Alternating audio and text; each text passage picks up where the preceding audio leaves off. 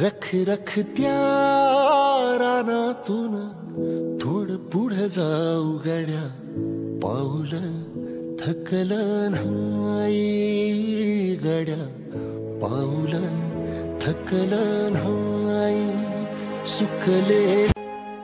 रख रख त्या रानातून थोडं पुढे जाऊ गड्या, पाऊल थकलं नाही गड्या, पाऊल थकलं नाही सुकले।